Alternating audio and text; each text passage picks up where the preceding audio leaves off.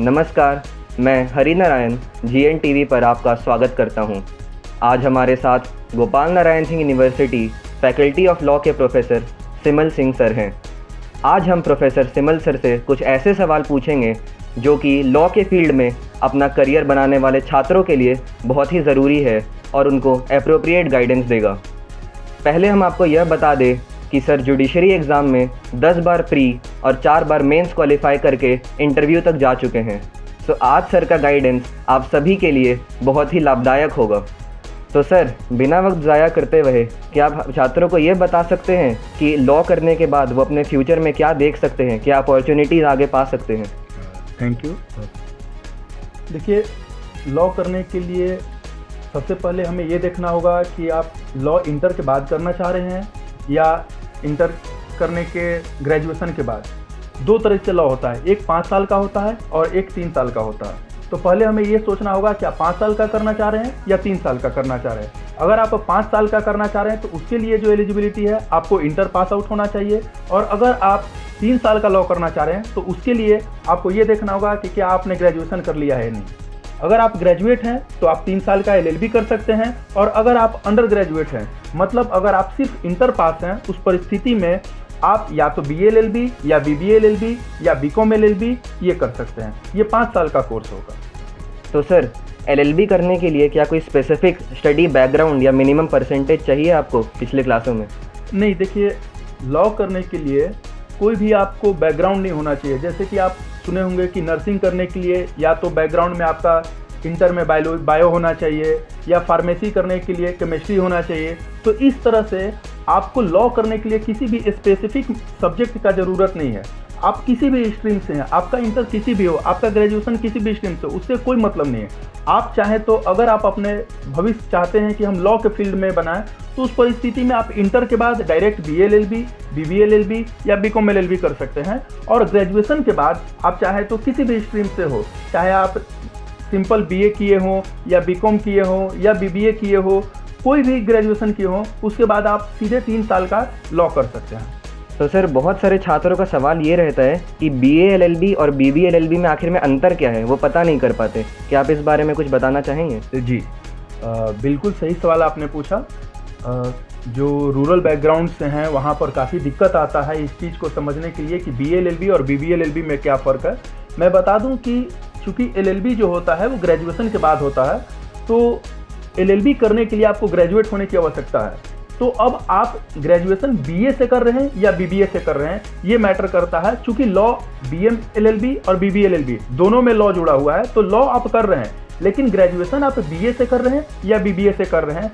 जो अगर आप ग्रेजुएशन BA से करना चाहते हैं तो आप BA LLB कीजिएगा, और वही अगर आप ग्रेजुएशन BBA से करना चाहते हैं तो BBA LLB कीजिएगा, और अगर आप चाहते हैं कि ग्रेजुएशन BCom से करें तो BCom LLB कीजिएगा। ये सारे जो इंटर के बाद हैं, ये 5 साल के ही कोर्स हैं। सर, काफ़ी बच्चे ये भी जानना चाहते थे कि क्या वो क्लास करते करते खुद से जुडिशरी का तैयारी कर सकते हैं या फिर अलग से कोचिंग लेना ज़रूरी है? बिल्कुल, ये बहुत अच्छा सवाल आपने किया कि क्या क्लास के दौरान ही आप जुडिशरी का प्रिपरेशन कर सकते हैं कि नहीं। देखिए, लोगों के बीच में ये एक भ्रम बना हुआ रहता है कि आपको कोचिंग करने की आवश्यकता पड़ेगा। आप खुद से सोचिए, अगर आप घर पर खाना खा सकते हैं, जो खाना घर पर मिलता है होटल में, उसे खाने के लिए आप जाइएगा? नहीं जाइएगा। तो आप खुद से सोचिए, जब घर पर यहाँ पर जब जिस कॉलेज में या जिस संस्था में अगर पढ़ाई हो रहा है, अच्छे से हो रहा है, तो फिर आपको कोचिंग करने की आवश्यकता नहीं है। आप क्लास करने के दौरान ही अगर आप रेगुलर हैं, विजिलेंट हैं, फोकस करके पढ़ रहे हैं, आपको ये पता होना चाहिए कि सिलेबस क्या है जुडिशरी का, तो उस परिस्थिति में आपको अलग से कोचिंग करने की कोई ज़रूरत नहीं है। कोचिंग सिर्फ वही लोग करते हैं या उनको ज़रूरत पड़ता है जिसे लगता है कि हमें जो लॉ किए हैं उसमें हमें गाइडेंस की कमी रह गया है, हमें ये पता नहीं है, या हमने उस समय वो फोकस नहीं किया जो ज़रूरत था। उस परिस्थिति में आप फिर कोचिंग की तरफ मूव कर सकते हैं। सर, ये तो सभी जानते हैं कि जुडिशरी के लिए बहुत मेहनत करनी पड़ती है, पर आपके हिसाब से कौन से ऐसे मेन विषय हैं जिनमें बच्चों को ज़्यादा मेहनत करनी चाहिए ताकि वो जुडिशरी का एग्ज़ाम क्लियर कर सकें? देखिए, अगर आप जुडिशरी के लिए सोच रहे हैं तो हर स्टेट का एक अपना अपना जुडिशरी का एग्ज़ाम होता है, और हर स्टेट अलग अलग डिफरेंट जो है सब्जेक्ट लेते हैं। लेकिन कुछ सब्जेक्ट ऐसे हैं जो हर स्टेट में कॉमन होता है। जैसे आईपीसी, सीआरपीसी, एविडेंस, जिसको अब बीएनएस भारतीय न्याय संहिता, भारतीय नागरिक सुरक्षा संहिता, भारतीय साक्ष्य अधिनियम बोलते हैं।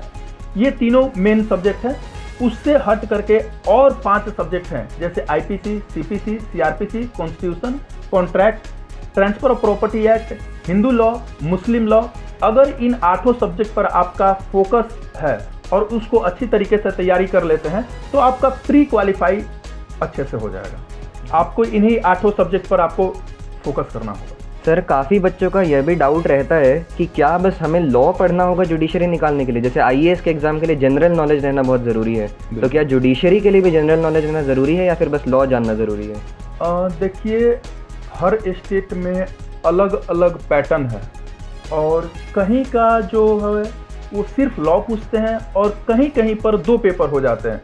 एक आपका डायरेक्ट लॉ का होगा और दूसरा पेपर वो जीएस कर लेते हैं, जिसमें करंट अफेयर्स, हिस्ट्री, ज्योग्राफी वो सारे पूछते हैं।